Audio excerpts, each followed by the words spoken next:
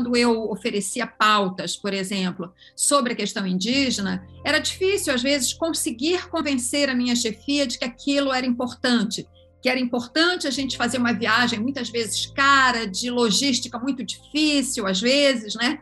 Quando se trata de povos indígenas na região amazônica, era difícil convencer que era importante a gente ir lá e mostrar determinada situação. Por quê?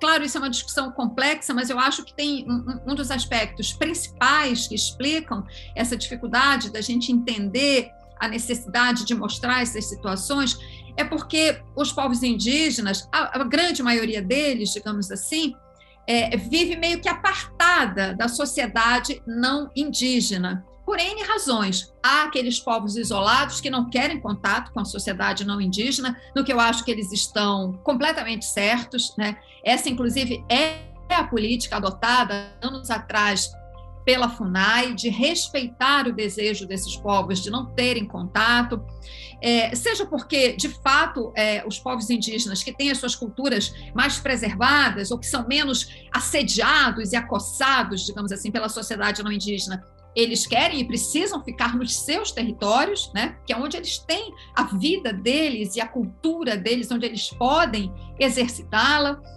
né? Seja porque aquelas comunidades indígenas que vivem mais próximas de nós, né, em algumas comunidades mais próximas de núcleos urbanos, ainda assim elas vivem de uma forma separada, né? É difícil essa convivência entre as sociedades indígenas, os povos indígenas e essa sociedade não indígena, né? É um contato sempre muito difícil, muito desvantajoso para os indígenas, né? Por uma série de razões, desde a vulnerabilidade deles a determinados vírus, né, que causam doenças que nós já estamos acostumados, já temos defesa imunológica, muitas vezes eles não têm, né, mesmo esses que têm mais contato com a sociedade não indígena, seja porque essa proximidade leva muitas vezes o tráfico de drogas, o alcoolismo, uma série de problemas. Então, é um contato difícil e geralmente desvantajoso para os povos indígenas. Tudo isso eu acho que cria uma série de incompreensões, muitas vezes, né, de manipulações, né?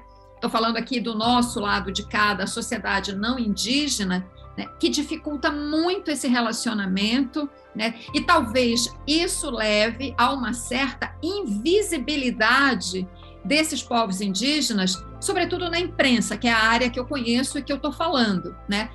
Porém, é muito importante assinalar que nos últimos anos, graças ao crescimento e ao fortalecimento dos movimentos indígenas, né, da articulação dos povos indígenas, né, hoje é impossível você não perceber a luta desses povos, a mobilização deles. Prova disso é o acampamento Terra Livre, que eles realizam todos os anos em Brasília, já realizam há muito tempo, né?